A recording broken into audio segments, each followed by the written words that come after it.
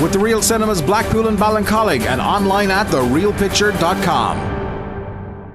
In a world where there's a million movie podcasts, here comes another one from themoviebit.com. This is the podcast.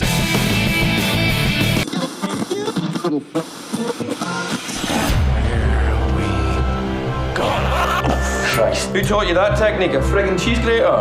Anything gets more than 3 blocks out, you turn it back, or you turn it to ash. So you listen to me and you listen well.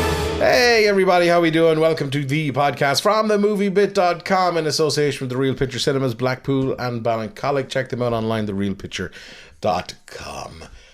Welcome to the podcast. Over there on my right, and if we were Facebooking live this week, which you're not, you would see him. Tom White is with us. Hello everyone. And over there is Donald Trump. No, he's not. Oh, God. He's everywhere else still.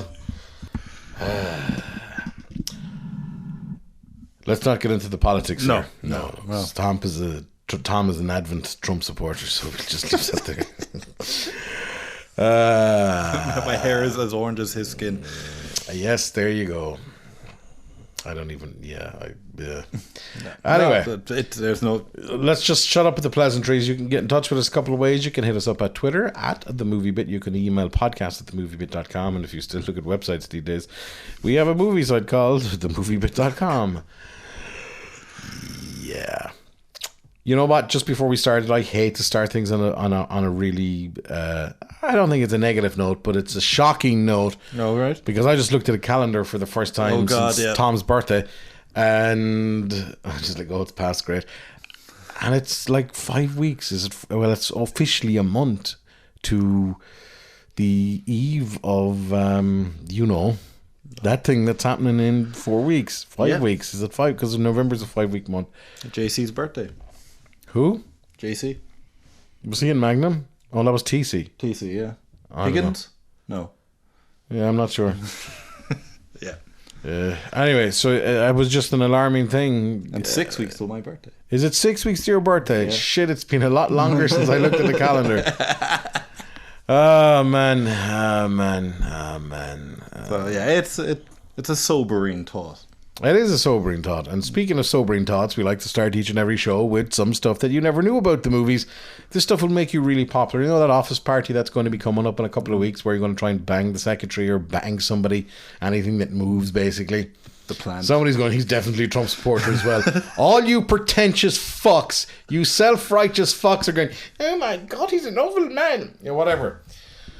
But what was I on about? Christmas parties. Oh yeah, basically this shit will make you really impressive because Tom spends ages putting together 3 pieces of trivia that you have never heard in your life. So without further ado, let's go with Tom's Trivia 3. Tom's Trivia 3. Alright, let's talk Knocked Up. And Trump supporters are going, yeah. The Clinton supporters are going, well, we fucking knew that. Well, they wouldn't say fuck, would they? No, they wouldn't.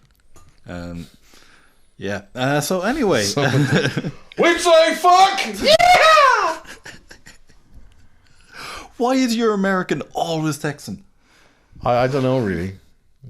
You just zero in on because Texas. I've got fucking barbecue on the brain, and the fucking capital of barbecue in the world is Texas, right? Okay. So that's my little homage to Texas each time. Now we know. Now you know. Now we know. Talk directly into the microphone. Okay. God, this is a weird way to do a podcast. As opposed to you normally being under the table, to just like la talking into the underside of the table, going, what are these dangly things? Anyway, Knocked Up. There's a balls, boy. He was putting your balls in your mouth. Now he sounded like Chappelle. Dave Chappelle? Yeah. I'll do a mean Rick James impression soon. And it was great to see Dave Chappelle back in Saturday Night Live as well, by the way. Yes, it was. Yes. Anyway, a great Walking Dead piss take. Okay. Yep, it was. Anyway, so Knocked Up doesn't mean anything in most languages. So the film's translation in Russia is a little bit pregnant, Brazil slightly pregnant, and Italy it is very pregnant. And in Ireland, the Irish translation means probably not pregnant at all. If you put in that bag of potatoes, you did, your grand, so you'd be fine. Okay. Yeah. So I love the translation of movies in different countries. As good as it gets was Mr. Catpy. And that's all I can think of it at this moment.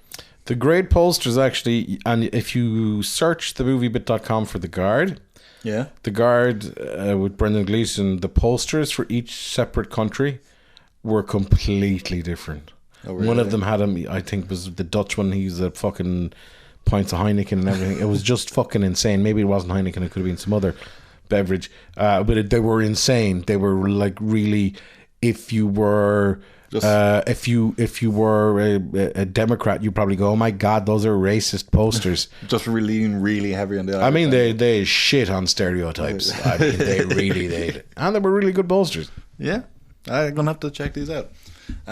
Okay, Kill Bill Volume 1, and the shot where the bride splits a baseball in two with a samurai sword was done for real on set, and it was done by Zoe Bell, Uma Thurman's stunt double.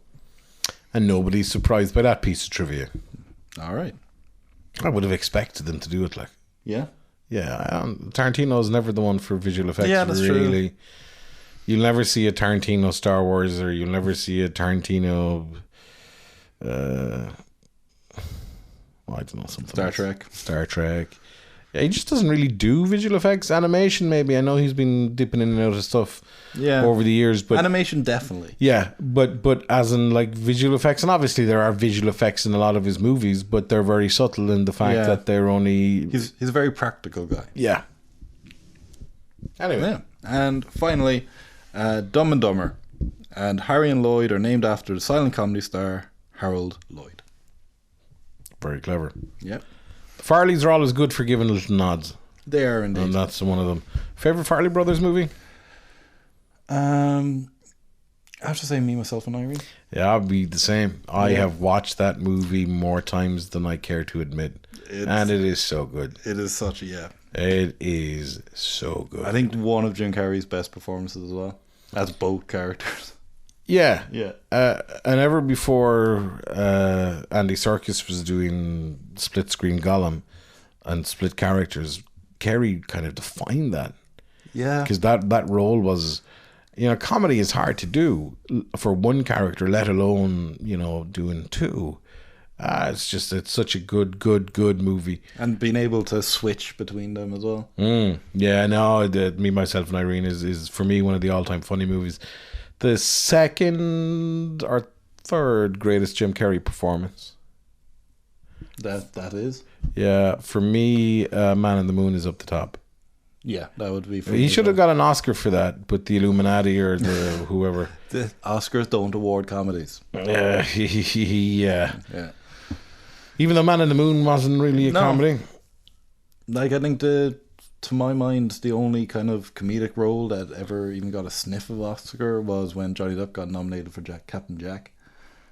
Yes, and I think that was just to fucking somebody sucked a dick somewhere. Yeah, that's why, this made loads of money, let's reward it. Yeah.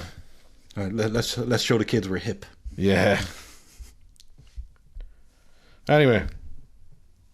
Yep. That's it. That's Tom Trivia Tree. Is that a big crack in your phone? That's the crack in the protective glassy thing. That's holding in the glass. That's holding in the glass, yeah. Okay. Right. Moving on. Movie-wise, there's not a lot left between here and the end of the year. No. There's a few bits. Will Smith's got a new movie coming out that we'll talk about in a while, maybe. Oh, Collateral Beauty, yeah. And Passengers is out. Yeah, Passengers out New Year's Eve. Yeah. And Star Wars Rogue One.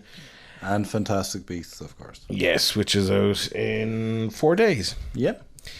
So there's not a lot left. Will they all be kind of knocked out of the park? We're not sure. But one movie that is really reaching for the fences, is that the term? Aiming for the fences? Aiming for the fences. Whatever, shooting for the fences. Shooting the fences. Is Arrival. And I guess this is something that may be released around this time of the year because it's in with a real huge outside runner shot at Best Picture. Oh yeah, this is definitely an Oscar push. And it's coming from Denis Villeneuve, who last year brought us the critically acclaimed Sicario, and he also one of my favorite movies the last 5 years, Prisoners. Yeah. With Jake Gyllenhaal and Hugh Jackman. Amazing film. And he's the type of director who kind of goes for grounded style, kind of realism. So him trying his hand at sci-fi intrigued me. And that brings us to Arrival.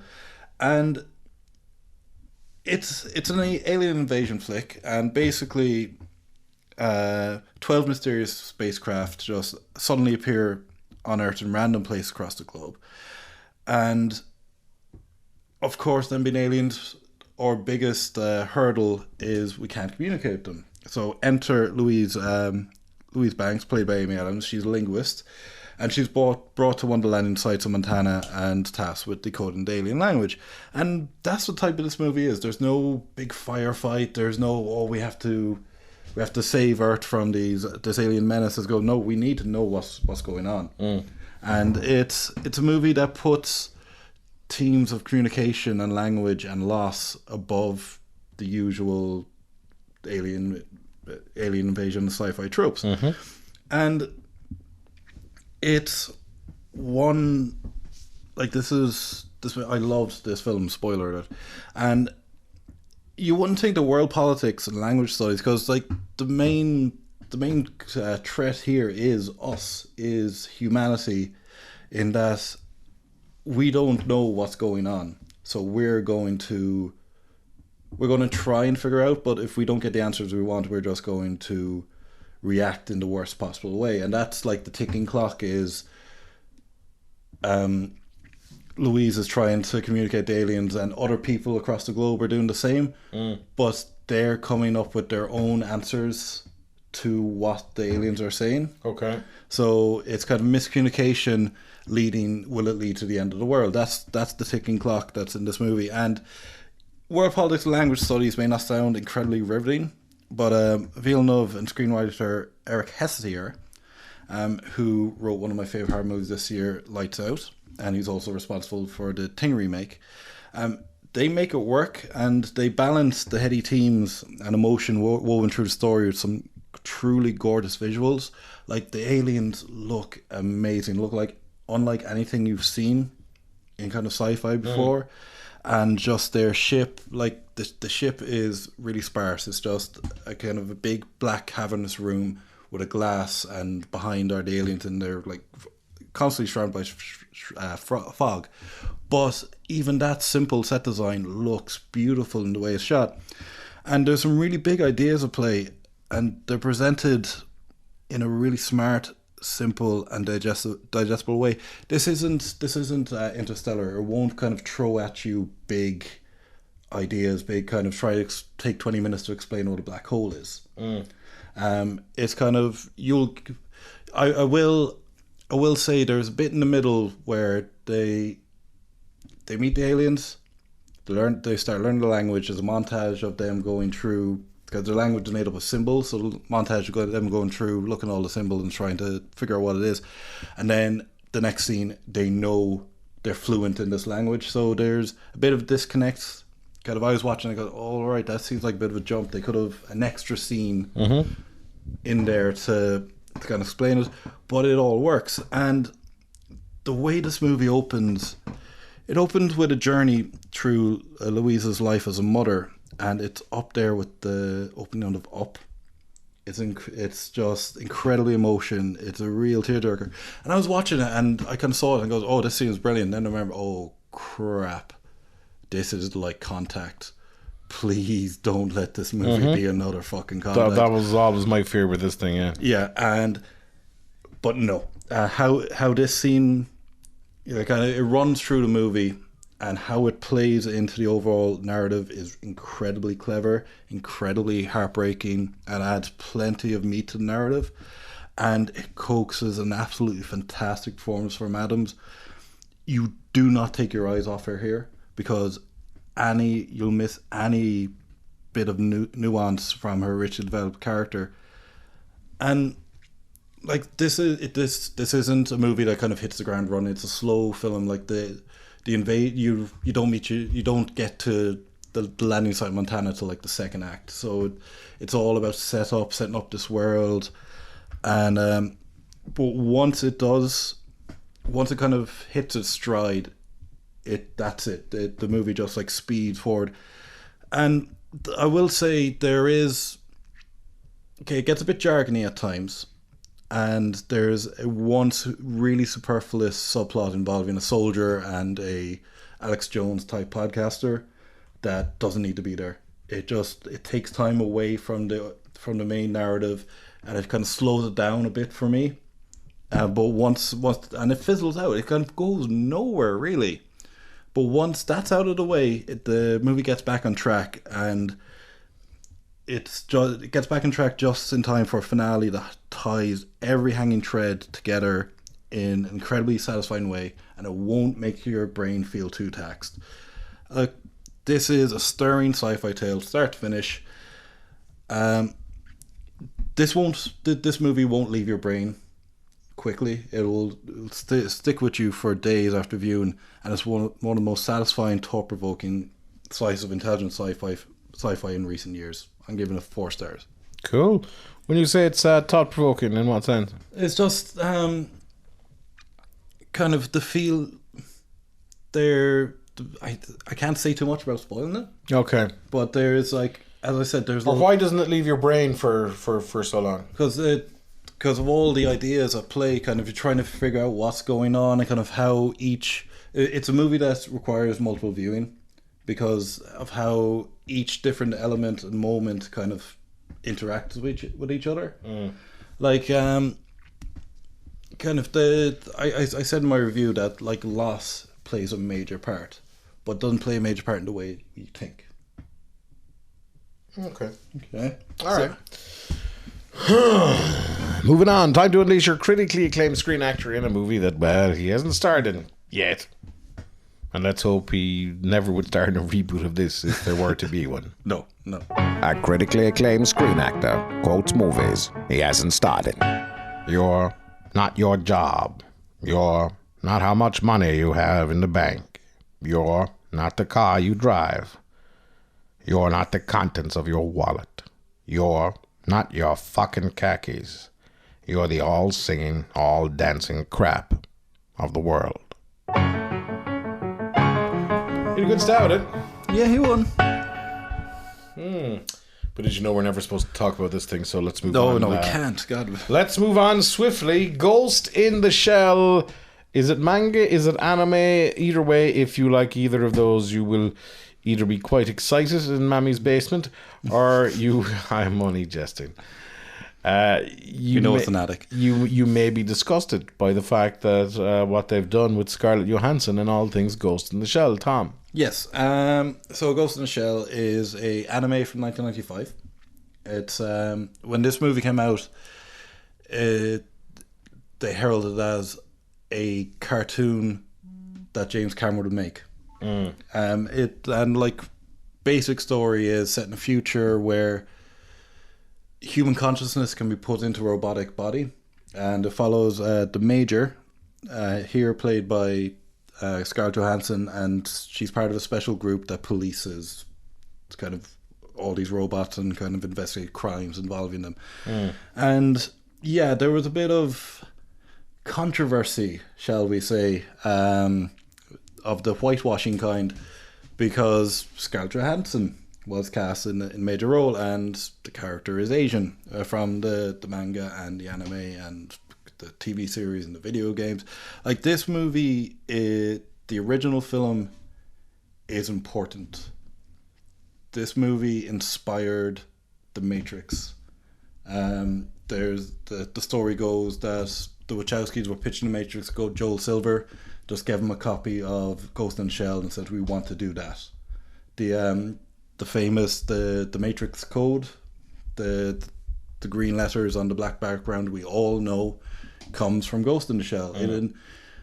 It in part inspired Avatar. But there's the whole, like, the ghost is human consciousness, the shell is the robotic body, and you can implant your consciousness into different robotic bodies, just like Avatar. So yeah, the movie is being directed by Rupert Sanders, who did Snow White and the Huntsman, and we know he has an eye for visuals. The trailer came out and it looks fantastic. Just kind of, it's set in Neo Tokyo or a future Japanese. You see Scarlett Johansson's arse. Yeah. So yeah, she's wearing a skin tight suit for pretty much all of it. That turns her invisible. And yeah, as for a first trailer, I think it goes a long way to kind of silencing the haters. Like, yeah, some people will kind of still say, "Oh, well, why is the character white?" To that, I say, you don't understand Hollywood. Yeah, you're not gonna. This is Paramount. This is one of their big budget movies this year. This is one of their tentpole releases. Sadly, if you want a tentpole release to do well, a recognizable actor, name involved does that. Mm-hmm. And Tom knows how Hollywood works. Yeah, you wouldn't think looking at me. So yeah, and look, would have been nice to have seen an all Asian cast in it? Yes, but if it was a live action Asian production, we'd have gotten that, and it would still have been cool. But we're getting now. This is made in Hollywood, so they have amends have to be made. But the rest of it looks like the visual style looks like the anime. They've got Takashi Miike, one of the greatest Asian actors of all time, in there. Even the characters look like the characters. A guy who, I don't know the actor's name, I call him not Dominic Cooper because he looks exactly like Dominic Cooper. He's playing Batou, who was the Major's partner, and he looks ripped from the cartoon.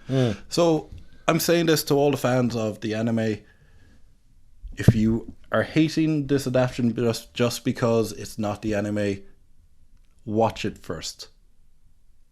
Just give it a chance, because this looks incredible. And at the moment, it's one of my, I'd say it's one of my most anticipated movies next year. Okay. Yeah. I fell in love with anime manga with Akira. I fell out of love with anime manga and Akira.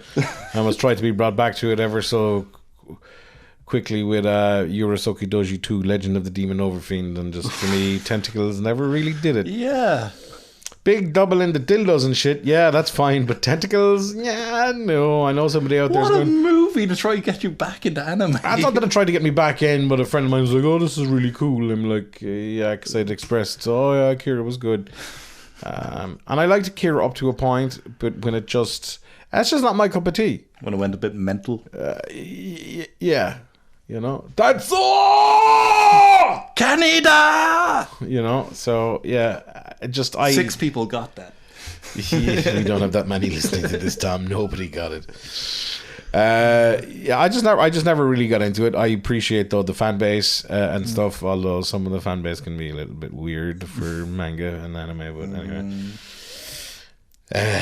I remember the old Virgin Megastore in Dublin. It's long gone now, God rest it. But that used to have this amazing manga and anime section. Yeah, that's where I bought Akira on VHS. One of these things, I'm going to get into this, is going to be really cool. And it's like, okay, it's cool, but I don't really like it. I'm still going to I want the bike, though. The bike was fucking awesome in Akira. The bike was amazing. And for a long time, there was an Irishman attached to direct the Akira live action movie. Yeah. And if Ghost in the Shell does well, we could finally get Akira. Yeah, you know, could open the door to live action anime. I just, you know, and I don't know a lot about manga or anime, but I'm just thinking that for something like this, does it not need a bigger movie? Like Akira really is the. Yeah, but is the top of the anime pile, is it not? And I was Rory Robinson. I couldn't think of his name there. So Rory Robinson was attached to direct the Akira movie for a long time. But I will say, kind of, you have to go small before you go big. Take a look at Disney doing their live action reboots. Okay, they started off with Alice in Wonderland, went through to Maleficent, then Cinderella. You could say Cinderella was one of the big ones. Mm-hmm. Then The Jungle Book. Mm-hmm. And now their next one is their big one, Beauty and the Beast. Beauty and the Beast. Which the trailer dropped right today, and you can see it on the moviebit.com right now. Next up in the news is Luc Besson, Valerian and the City of a Thousand Planets. Yep. This is something that I think a lot of people have had a lot of anticipation for, a lot of excitement. However, it just looks like Besson made the movie that he should have made when The Fifth Element came out, but the technology or the budgets didn't allow it. Yeah, it's... And I don't want to be disingenuous to it, but, you know. Okay, yeah. Our first look at this, basically a bit of background on it. This is a passion project for Besson for quite a while. It's based on a French comic book called Valerian et Laureline. And basically it's about a pair of space cops who go to the titular city of a thousand planets, a planet called Alpha, that is home to couple of thousand different alien species, and just they have to solve a crime there. So yeah, the trailer dropped, and yeah, this is probably, would you call it very Phantom Menace-y? The cityscapes and stuff, yeah, are, I wouldn't say they're Phantom Menace-y, but I understand what you're saying from the visual context. Yeah, I think the only real people in the trailer was Dane DeHaan and Cara Delevingne. Everything else was CGI creation. Yeah, and I think this is something that is going to go by an awful lot of people's radar. I think Besson has lost his way over the years. I don't think Dane DeHaan is the actor to bring people into the cinemas to see this type of movie. And I think, rightly or wrongly, Besson really has lost his way. He's kind of gone the way of the Wachowskis. That they're just drifted off the... Yeah. They've had a lot of trouble trying to get something that worked commercially, and that's what it's all about. Yeah. Artistically or not is another thing. I liked Lucy. Yeah, a lot of people did like Lucy. A lot of people like Jupiter Ascending. That was the Wachowskis, yeah. You know, so... But they're leaning, in all the marketing, they're leaning quite heavily on The Fifth Element. And that's a movie people love. When I'm talking to my friends about it. Yeah, you know what? You're right. It's a movie that people love of our generation, but the new generation that's coming up are kind of after being weaned onto something like The Force Awakens. So, like, if you go back to the old days when Star Wars first came out, it was Star Wars or Star Trek. Yeah. Now it's Star Wars or a Luc Besson movie. You know what I mean? It's not giving them much of a chance. I'm not Yeah. because I think it's relying too much on The Fifth Element, which was fine. It, you know, maybe they should have rebooted The Fifth Element. But that aside, I think I'll eat my words, but I think this is going to be a flop. I think Besson can cry artistic merit all he wants. Ultimately, I don't think it's the movie that people want.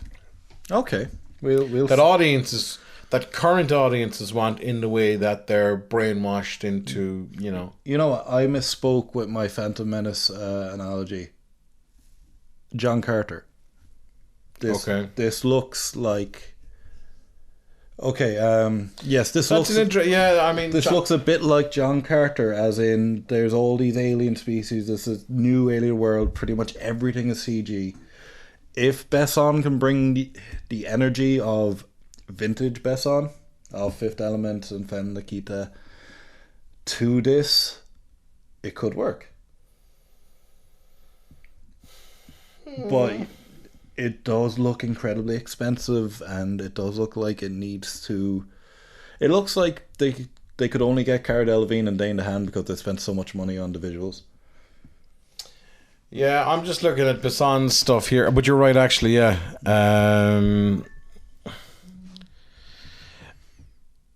I love the Taxi series that Besson made, and yes, the French language one, not the American. Oh, one. Jesus Christ, yes, or the TV show. But I mean, his career is quite sporadic with movies.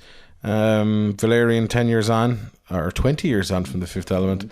Leon, 94, very good. Nikita, yeah. Big Blue, The Family. I tried so hard to like it, but it's almost not like a Luc Besson movie. He's been kind of more concerned with producing lately. Yeah. The Taken series. You know what? Part of me thinks that the point I've already said, but I also think he may go the way of Ridley Scott, who did go on the back burner for quite a bit and then suddenly decided, well, fuck you, I'm going, if there's some fucker's going to make an alien movie, it's going to be me, you cunts. So... In our heads, Ridley Scott is a football hooligan. Anyway, I'm shit canning. I'm not shit canning the movie. It looks fine, but it's just like, if you want to see The Fifth Element again, you go back and watch The Fifth Element again, right? And I know somebody's going, well, fuck you. You've seen the Millennium Falcon fucking 4 times, you know? Yeah, and I don't have an argument come back for that. I'm arguing with myself here, and I don't have a comeback for myself. Yourself wins. I win. Woohoo! The Fantastic Beasts and Where to Find Them. This is coming out in 4 days' time as of date of recording of this podcast. Yeah. Jesus Christ. The last week I was dying. I'm still dying. Somebody's going, ain't you dead yet, boy? Yeah. So David Yates is directing them all, and is there 5 of them? There's going to be 5 of them. Yeah. It's going to... So if we do 2 a year, take us up to... 2 a year? Oh, once every 2 years. And at a push. Yeah, once every 2 years. So I'll hazard a guess they'll film the last 2 back to back. More than likely, yeah. From a scheduling point of view and trying to nail everybody down, that's a fairly big commitment for a director. Yeah, and like this... So yeah, he's going to be doing all 5 of them. So he did the last 4. The last 4 Harry Potters. And he's going to do all 5 Fantastic Beasts. So he's the Harry Potter man now. And I think in a way it's a good thing, because like J.K. Rowling, from what we assume, is going to write all of them, and Dave Yates is going to direct them. And the last 4 Harry Potters were pretty much the best ones. So so you have a guy who is credited with the best Harry Potter movies, but you also have a team that is going to run through the entire five movie story. It's not going to deviate.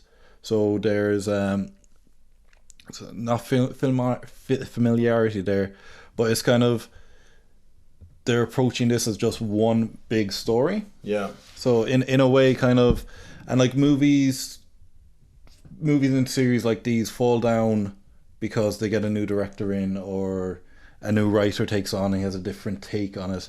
So having like a set team in place does bode well for the franchise.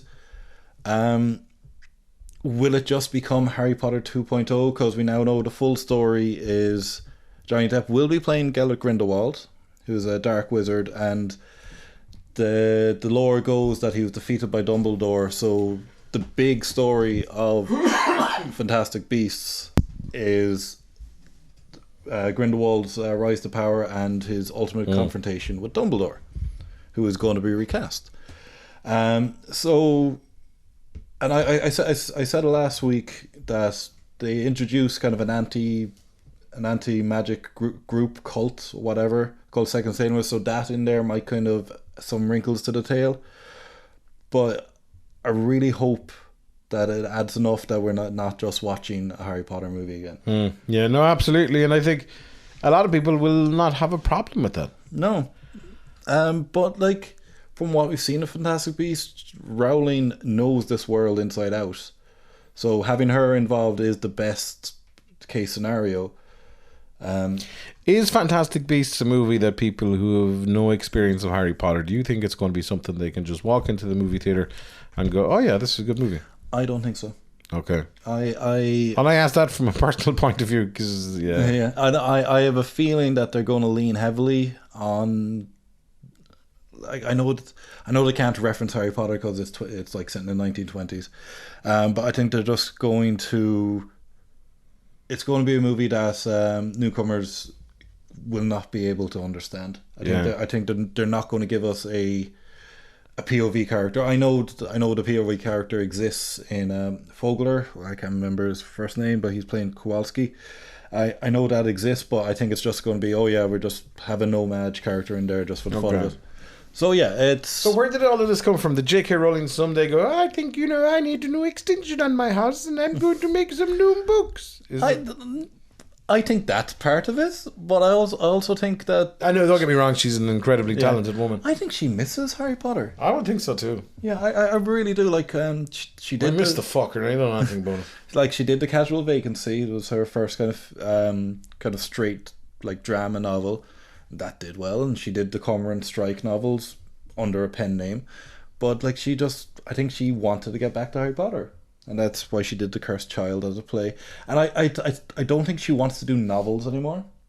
But I think she wants to stay in this world. So you have a play and now you have a movie series. It gives her... Yeah. Excuse me, I'm really ill. Do you think George Lucas feels like that? That he misses Star Wars? Yeah, because he was... I don't think. Part of me thinks he doesn't. Part of me must think that he should miss it. You should, George. If you don't, you should. No, sit down there now. Sit down. Fucking sit your fucking hole down there. You missed that, don't you? You missed Chewbacca. You missed Millennium Falcon. Down there now. Sit down. Yeah, I mean, it's hard to let something go. And I don't think for her or for Luke, it's never about the money. No. It's just like, look, I've built this thing. Okay, give me $2 billion in cash and $2 billion in stock. Fuck it.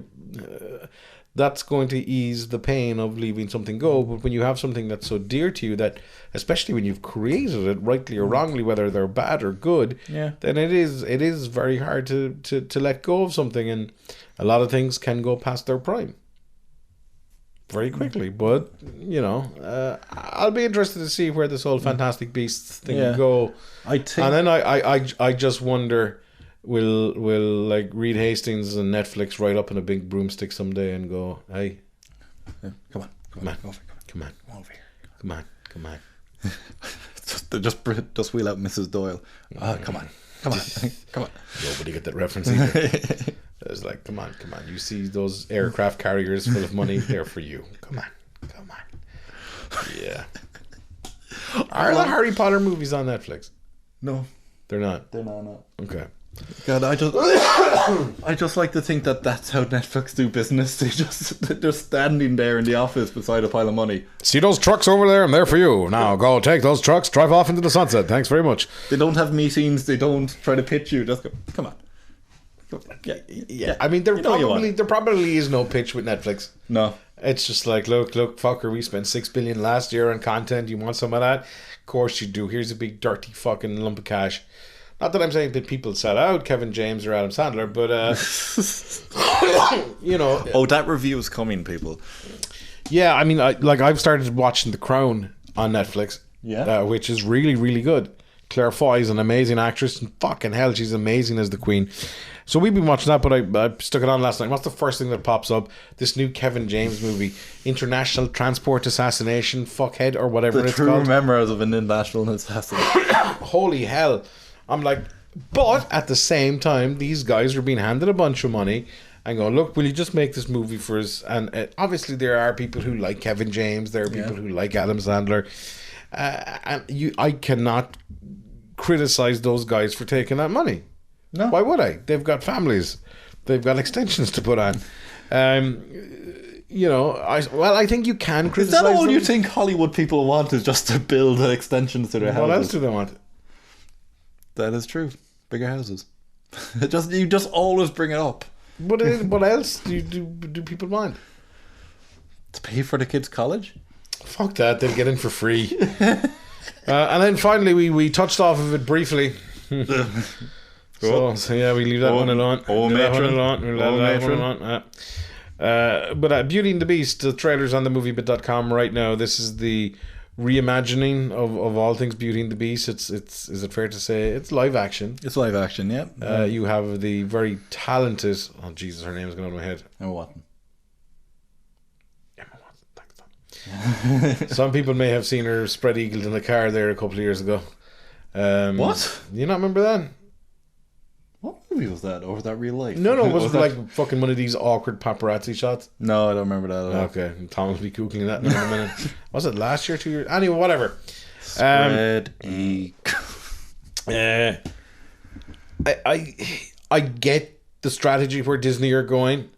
I get how beloved Beauty and the Beast is. It gets re-released every couple of years. That was my point. That 2, 3, 4 years ago, I was at a Disney thing and we got shown the remastered version of Beauty and the Beast. And I'm like, oh, for fuck's sake, show something from Star Wars.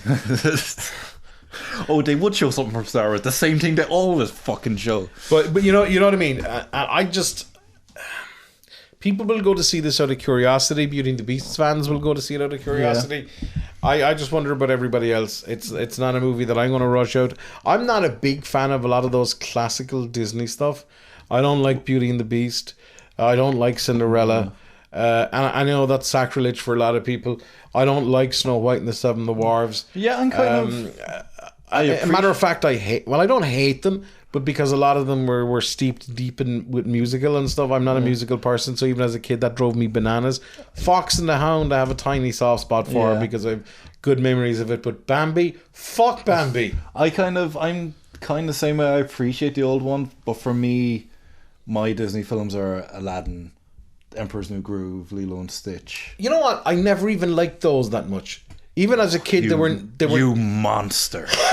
How can you not like Emperor's New Groove? I just wasn't a huge fan. Whether it was the anime, maybe I was at a different place in my John life. Goodman, come on. You know, maybe I was down the Arnie and the Stallone route at that time in my life, and a lot of those kind of got lost. Or I was too busy training to be a kickboxer like Jean-Claude Van Damme. That worked out well for me. Yeah, great. And I just imagine you there with like pots of burning oil, just putting your hands in. Well, I used to do this meditation thing as a kid because he used to like meditate on his knuckles because before every karate class, it wasn't even kickboxing. There would be some kind of beginning and end. And I'd be taekwondo. No, fuck taekwondo. No, it was karate. And I used to be on my knuckles going, yeah, this is it. No, this is yeah, whatever. And when you went to nightclub, did you do his dance he used to do? Well, considering it was like fucking 12, no, I didn't go to nightclubs. Kiddie discos then. No, Tom. I didn't go to kiddie discos. I just wondered the appeal of this. It just seems... Disney fans.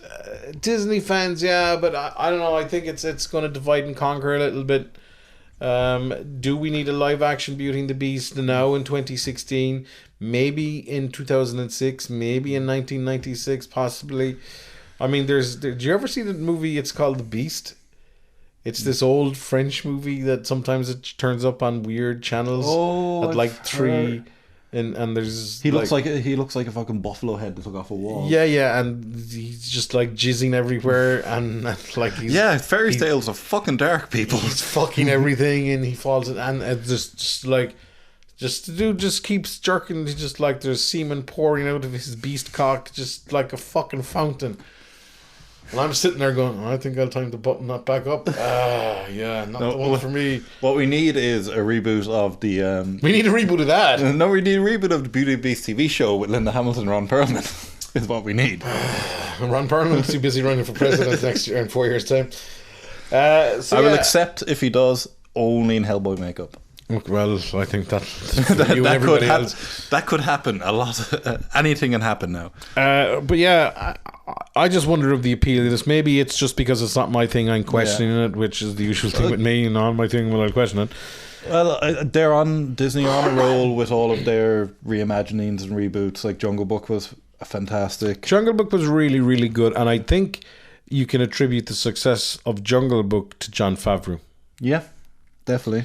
Not for the source material, but for Favreau, and he just had an eye for it and what he created and the visual effects that he stood over and signed off on. And that's 100% why he's been signed on to Lion King. How are they going to do the Lion King? Jungle Book without Mowgli? I guess, yeah, fair enough. You see, Beauty and the Beast, as beloved as it is, it's beloved potentially by older generations. Lion King is beloved by slightly younger generations, and just part of me thinks that the Lion King runs the risk and has the potential of being another Ghostbusters, regardless of how good or not it is. And that Lion King news is it's a bit off. Yeah. So it to me it doesn't really seem in the huge public ether as such. I think people could well lose their mind over The Lion King. I might be wrong. I probably am. But it just... because it's held in such high regard, musically, story, the whole thing. Yeah, we're getting into dangerous territory now for these Disney reboots because they're starting tackling big ones. Yeah, and modern ones. Yeah, and modern because ones. Beauty and the Beast was it 63? Beauty and the Beast was like 89, 90? The original one? The cartoon. Yeah. I'm thinking of something else. You're definitely thinking of something Oh, else. it's fucking Snow White. Go on. Yeah, so it was 89, 90. It was around that. It was like 20 years ago. So yeah, they're tackling Mulan as well. So they're getting into the modern one. So yeah, it's going to be a bit like I think Cinderella and Jungle Book kind of maybe I wouldn't say got a pass, but a bit more well received because of how old they were. So, but yeah, kind of the more modern ones. It'll be interesting to see how they tackle it. But from the trailer, like they've pumped a load of money in it. It looks visually stunning. The Beast needs work. He looks a bit static, and the like Cogsworth and Lumiere, their designs are really cool. Luke Evans is Gaston. So like as a fan of Disney, I'm looking forward to it, but I can see where you're coming from, and I can see how people might kind of sour on it. And as well as they're being done, and as well as the most recent reboots are being done, like they're the early ones. There's a whole plethora of these things still to come. Yeah. So I wonder will people go, fucking hell. Yeah, like there we go again. Yeah, like it was a novelty almost to see the Jungle Book rebooted. Like we're getting Dumbo. That could be the gigantic elephant that breaks the camel's back.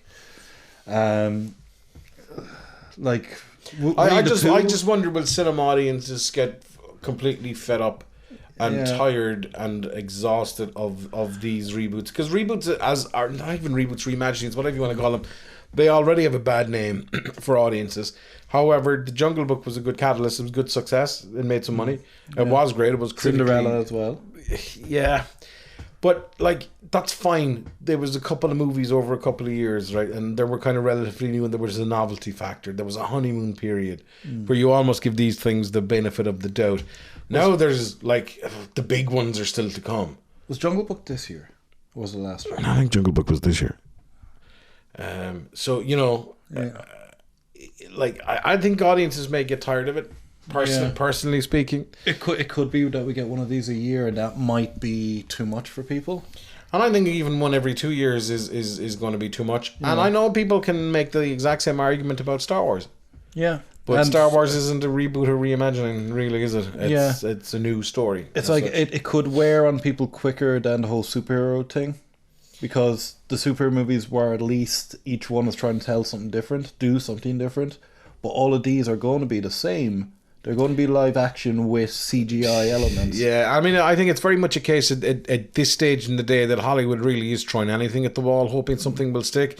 So the success of Star Wars is starting a slight resurgence of all things science fiction.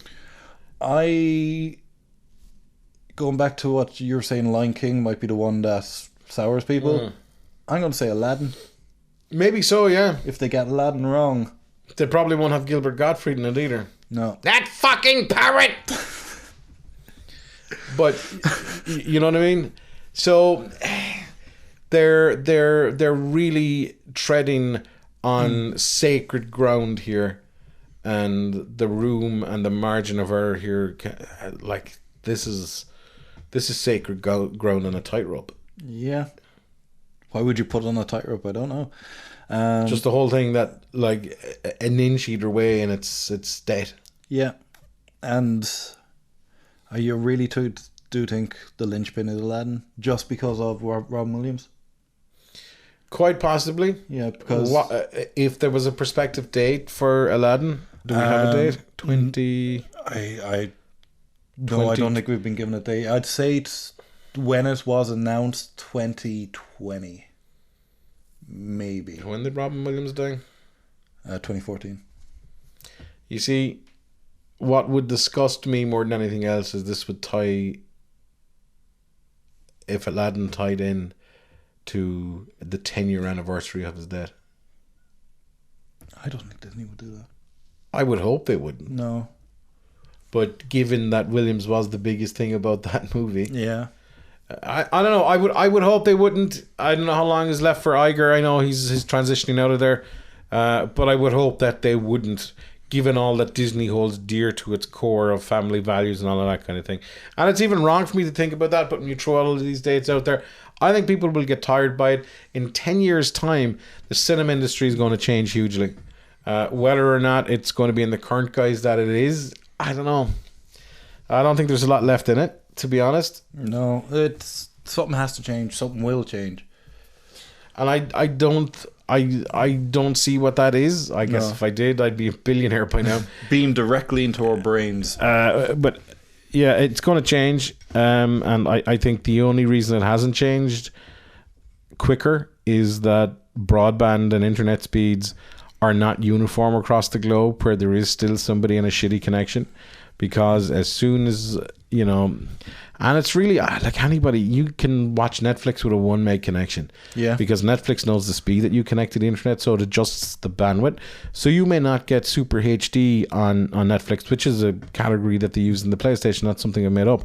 You may not get 1080p, but you might get 720p. But if they go, your connection is too slow, you will still be able to watch the movie, but you'll watch it at 480p, and they may even drop it to 360 or 240. Yeah, that's before I changed my as provider. That was what I was getting, and I still watched it. You know, and that's the thing. So that's one of the big bottlenecks for any of the streaming services. And again, I would tout that figure. $6 billion one company spent on creating content last year. Now, I know that's not just movies, that's like multiple series and all of that, and that's all well and good. But I think if Netflix crack the formula for movies, they haven't yet, with 1 or 2 exceptions. Yeah, the next big one stars Will Smith. Yeah. I think it's a whole shit can of worms for Hollywood, but yeah, let's see what happens. You know, I know you can't say the dog is dead till it's dead, and you can't beat it till it, whatever, all those cliches. And I think you're mixing. Yeah, probably. But yeah, it'll be interesting to see whether all of these movies that are coming out, they're not offering anything new. It could well be because Star Wars is offering something new in that sense, from a blockbuster, a tentpole A-list movie, that might keep it afloat for a bit more. But again, they run the risk of that as well, and of that going wrong. Yeah, it's all we can do. Just because Donald Glover's grown a fucking moustache don't mean he's going to be a good Lando Calrissian. All we can do is wait and see. All we can do is wait and see, and all you can do is wait and listen to the next podcast, which will be coming at you in a week's time or thereabouts. So thank you for listening. Thanks for Tom White for being here. Thanks to Real Picture Cinemas for being our sponsor. Check them out online, therealpicture.com. My name is Victor Barry. Drop by the site, email podcast@themoviebit.com, and please subscribe on iTunes, and we would love you even more if you would, and you'll get every episode all for free. Download it directly to your phone, and if you're on Stitcher and Android, of course, we run on Stitcher on Android as well. Thanks for listening. Goodbye, everybody. Goodbye. The MovieBit.com podcasts. Available on iTunes, Stitcher, TuneIn, direct download, and streaming on the MovieBit.com. Streaming and creaming. Yeah.